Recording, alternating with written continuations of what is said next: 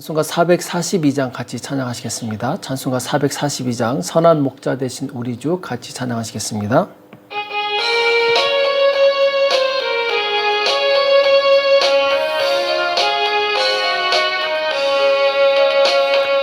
선한 목자 되신 우리 주 항상 인도하시고 방초 동산 좋은 곳에서 우리 먹여줍소서. 선한 목자 구세주여 항상 인도합소서. 선한 목자 구세주여 항상 인도합소서. 양의 문이 되신 예수여 우리 영접하시고 길을 잃은 양의 무리를 항상 인도합소서. 선한 목자 구세주여 기도 들어줍소서. 선한 목자 구세주여 기도 들어줍소서. 흠이 많고 약한 우리도 용납하여 주시고 주의 넓고 크신 은혜로 자유 얻게 하셨네. 선한 목자 구세주여 지금 나아갑니다. 선한 목자 구세주여 지금 나아갑니다. 일찍 주의 뜻을 따라서 살아가게 하시고 주의 크신 사랑 베푸사 주를 좇게 합소서. 선한 목자 구세주여 항상 인도합소서. 선한 목자 구세주여 항상 인도합소서.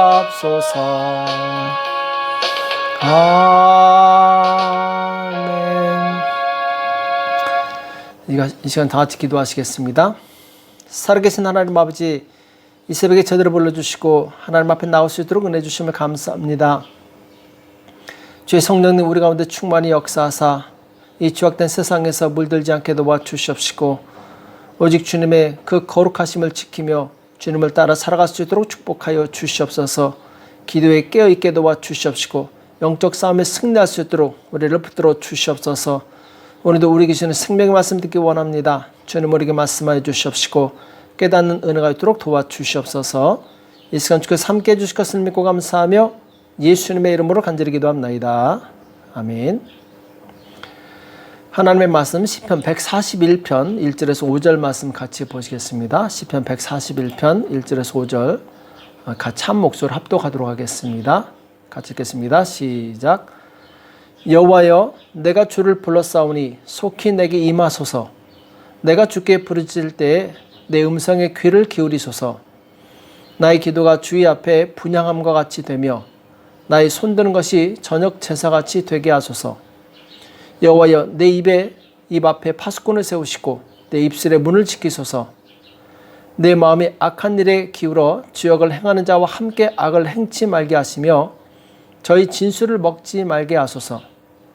의인이 나를 칠지라도 은혜로 여기며 책망할지라도 머리 기름같이 여기서 내 머리가 이를 거절치 아니할지라. 저희의 재난 중에라도 내가 항상 기도하리로다. 아멘. 악에서 구원받기 위한 기도, 악에서 구원받기 위한 기도라는 제목으로 같이 말씀을 나누겠습니다. 오늘 시편 141편은 이제 다윗의 시죠. 다윗이 악한 자들의 손에서 구원해 달라는 그런 내용의 기도가 나오고 있습니다. 1절과 2절에 보면은 여호와여 내가 주를 불러싸우니 속히 내게 임하소서. 내가 주께 부르짖을 때 내 음성에 귀를 기울이소서. 다윗은 지금 위기 가운데 하나님께 간절히 기도하는데 속히 도와달라고 간절히 기도하고 있습니다. 자, 여기 속히 내게 임하소서, 이 말씀은 하나님께서 응답해 주실 것을 믿고 계속해서 기도하는 끈기 있는 기도를 말씀하고 있습니다. 그래서 2절에 보면은 나의 기도가 주의 앞에 분향함 같이 되며 나의 손드는 것이 저녁 제사같이 되게 하소서. 자, 분향한다. 이것은 이제 성소에서 제사장이 아침과 저녁으로 하나님께 이 향을 피워드리는 것을 의미하죠. 그 불이 꺼지지 않게 끊임없이 제사장은 이 향을 피우게 되는데, 자, 이것은 바로 성도들의 기도를 의미합니다. 곧 아침과 저녁 그리고 밤새 계속해서 기도가 끊이지 않는 것. 하나님의 성소에서는 이 불이 끊어지지 않는 것처럼 오늘날 이 하나님의 백성들의 입술에서는 하나님께 기도가 끊어지지 않아야 될 줄로 믿습니다. 그래서 이 기도에도 분량이 있습니다. 그 기도의 분량이 다 차면은 그때 응답이 오게 되죠. 그래서 우리는 그 분량이 다 찰 때까지 쉬지 말고 계속해서 기도를 해야 됩니다. 많은 성도들이 기도는 시작하지만 끝을 못 보는 경우가 있습니다. 그 이유는 무엇이냐? 기도의 분량을 다 채우지 못하고 중간에 낙심하기 때문에 그렇습니다. 포기하기 때문에 그렇죠. 이 세상에서도 많은 사람들이 성공하길 원해서 열심히 노력합니다. 그러나 끝까지 결국 성공하는 사람은 누구냐? 포기하지 않고 끝까지 노력한 사람이 성공의 열매를 얻게 됩니다. 기도도 마찬가지입니다. 많은 사람이 기도하지만 누가 응답을 받느냐? 끝까지 포기하지 않고 기도하는 그 사람이 응답을 받게 됩니다. 그래서 예수님께서도 누가복음 18장에서 기도는 이렇게 하는 것이다 하면서 이 비유로 말씀하시게 되죠. 항상 기도하고 낭망치 말아야 될 것을 저에게 비유로 하여 가라사대. 항상 기도하고 낭망치 말아야 된다, 이렇게 말씀하고 있습니다. 그러면서 이 과부의 이야기를 말씀하시게 되죠. 어느 마을에 하나님을 두려워하지 않고 그리고 사람을 무시하는 그런 재판관이 있었는데, 이 과부가 매일같이 찾아가서 자기 원한을 들어달라고 합니다. 그래서 이 재판관은 처음에는 계속 거절하다가 나중에는 귀찮아서라도 이 과부의 이 소원을 들어주게 되죠. 그러면서 하물며 우리를 사랑하신 하나님께서 우리가 기도할 때 응답하지 않으시겠느냐, 이렇게 반문하는 내용이 나옵니다. 자, 이것처럼 우리는 하나님께 기도할 때 응답을 받을 때까지 기도해야 됩니다. 그래서 어떤 사람은 이것저것 많이 기도합니다. 근데 그 하나하나 기도가 마무리되기 전에 다 잊어버리는 경우가 있어요. 끝까지 기도하지 않는 경우가 있습니다. 자, 그런 기도는 마무리되지 않은 기도, 하나님 끝까지 믿지 않는다는 의미죠. 기도의 거장 조지 뮬러라는 사람은 기도 하나가 응답될 때까지 계속 기도했던 그런 사람입니다. 그래서 하나 응답받으면 또 기도하고 또 응답받고 이렇게 해서 평생 5만 번이나 되는 많은 기도 응답을 받게 되죠. 한 번 시작한 기도는 끝까지 했습니다. 그래서 조지 뮬러에 대한 유명한 일화 중에 하나가 친구의 아들을 위해서 기도했는데, 조지 뮬러가 죽은 다음에 그 친구 아들이 구원을 받았다고 합니다. 그 조지 뮬러는 죽어서까지 응답을 받은 그런 믿음의 사람으로 기억되고 있습니다. 시편 141편 3절에 보면은 여호와여 내 입 앞에 파수꾼을 세우시고 내 입술의 문을 지키소서. 자, 내 입 앞에 파수꾼을 세운다. 자, 파수꾼의 역할은 감시하는 것이죠. 그래서 이 성사람이면 통과시키고 성사람이 아니면 막는 것이죠. 적이 오면은 막는 것이죠. 내 입술의 문을 지키소서. 자, 우리 입술은 문과 같습니다. 이 문에서 무엇이 나가느냐, 이거에 따라서 그 사람의 운명과 그리고 그 사람의 이 일생이 결정되게 됩니다. 다윗은 인생에 정말 많은 위기의 순간들이 있었습니다. 그 중에 정말 다윗은 부당하고 억울한 일을 당했을 때가 있었어요. 그때 그는 입술로 원망이나 남을 탓하는 말이 나올 수 있었지만 파수꾼을 세워서 그 말이 나오지 못하도록 지킵니다. 대신에 이 하나님께 감사하게 되죠. 그 입술로 죄를 짓지 않습니다. 보통 사람들은 어떤 고난이나 부당한 일을 당했을 때 입술로 불평하거나 그리고 사람과 환경을 탓하게 됩니다. 그러나 우리 입술에 파수꾼을 세우시기 바랍니다. 부정적이거나 죄악된 말이 나오지 않도록 잘 지키시기 바랍니다. 시편 23편은 다윗이 쓴 시인데 전 세계적으로 많은 사람들이 좋아하는 시죠. 여호와는 나의 목자시니 내가 부족함이 없으리로다. 그가 나를 푸른 초장에 누우시며 쉴만한 물가로 인도하시는도다. 내 영혼을 소생시키시고 자기 이름을 위하여 의의 길로 인도하시는도다. 내가 사막의 음침한 골짜기로 다닐지라도 해를 두려워하지 않을 것은 주께서 나와 함께 하심이라. 주의 지팡이와 막대기가 나를 안위하시나이다. 자, 정말 주옥 같은 시인데 이 시가 다윗이 편안할 때 쓴 시가 아닙니다. 정말 생명의 위협을 느낄 정도로 아주 위기의 순간에 하나님께 올려드린 시죠. 그러니까 다윗은 어떤 환경에 의해서 자기 입술이 변화되지 않았습니다. 오직 하나님만 바라보고 환경과 상관없이 하나님을 의지하고 그리고 하나님 안에서 참된 이 안식을 얻고 그리고 하나님께 감사하는 기도를 계속했던 것이죠. 그래서 그 입술로 죄를 짓지 않고 하나님을 의지했기 때문에 하나님께서 그를 결국 높여주시게 됩니다. 욥도 마찬가지입니다. 큰 재앙이 와서 재산이 다 날아가고 심지어 자기 10아들과 딸이 다 죽게 됩니다. 자, 그럼에도 불구하고 그는 입술에 파수꾼을 세워서 부정적인 말, 악한 말이 나오지 않도록 잘 지킵니다. 그래서 주신 이도 여호와시오 취하신 이도 여호와시니 여호와의 이름이 찬송을 받으실지니다 하고 결코 입술로 이 죄를 짓지 않습니다. 그러나 욥의 처는 하나님을 욕하고 죽어라 하면서 이 욥을 떠나게 되죠. 입술로 이 입술 앞에 그 파수꾼을 세우지 못했던 것이죠. 우리가 우리 입술을 지키지 못하면 결국 우리 입술에서 나온 그 부정적인 말로 인해서 내 인생은 불행해지게 됩니다.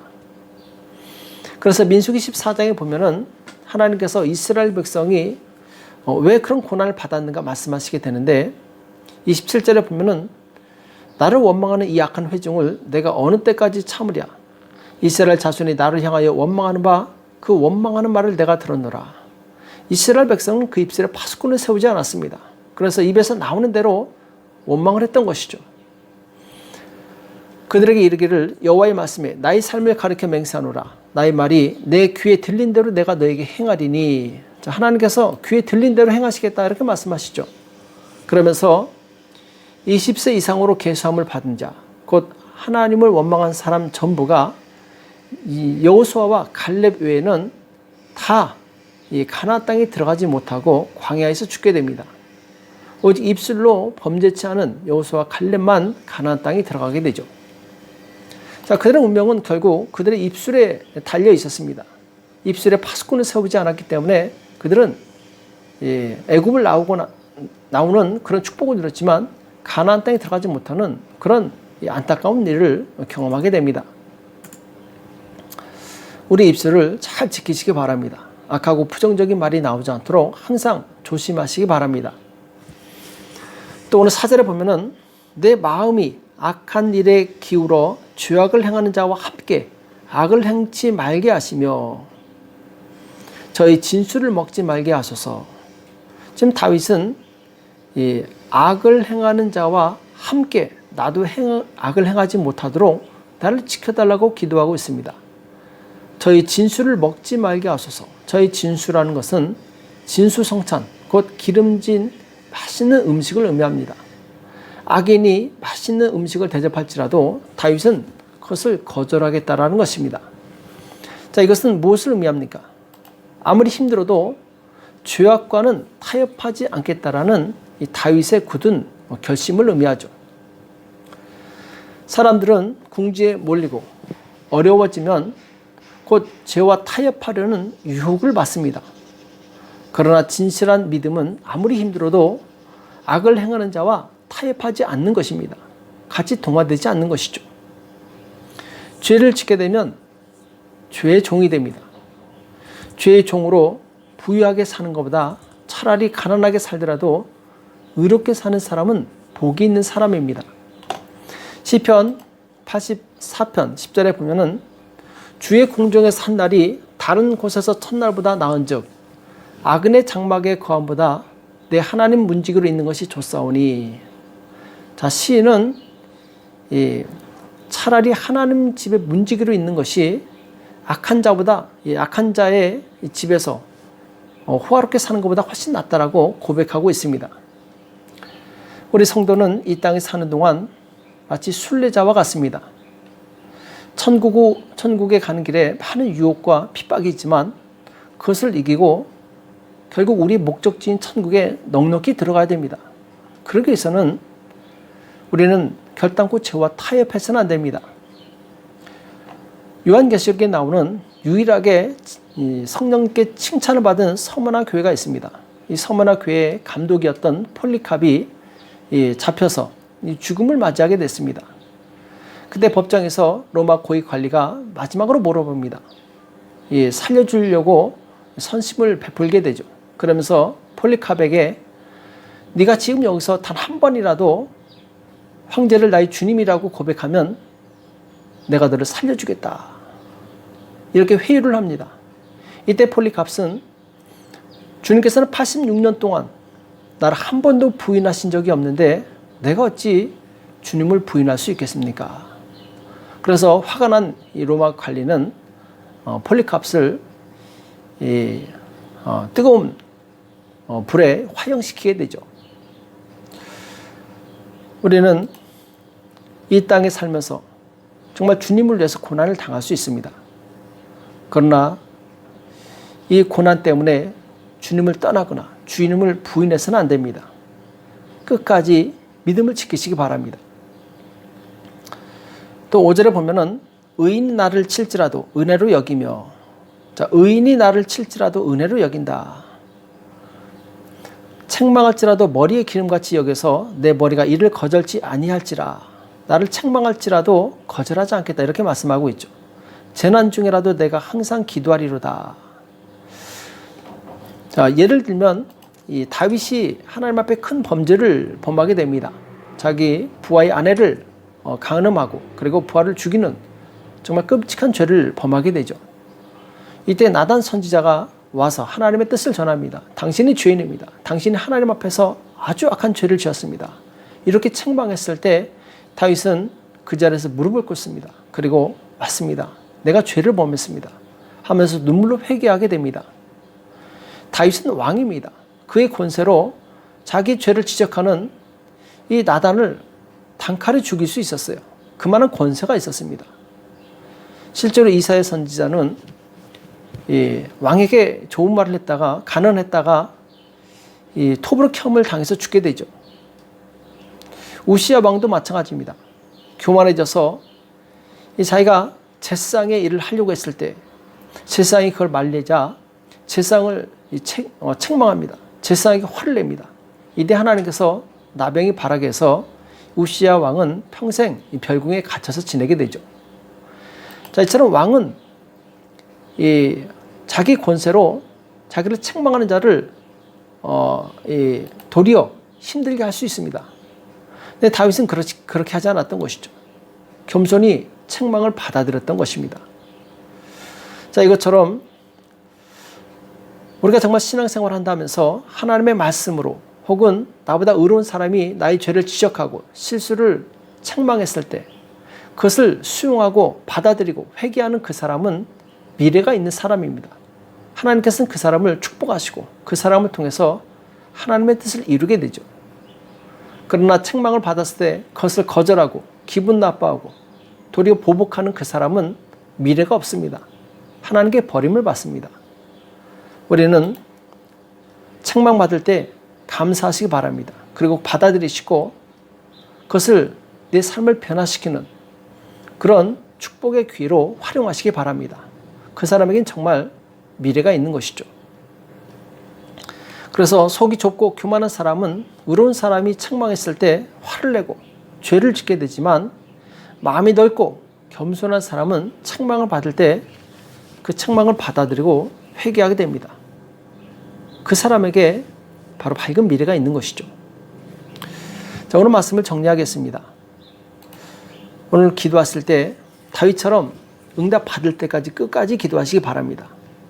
또 아무리 힘들어도 입술로 부정적인 말이나 원망의 말을 하지 않고 도리어 감사의 말을 하시는 저와 여러분이 되시길 축복합니다.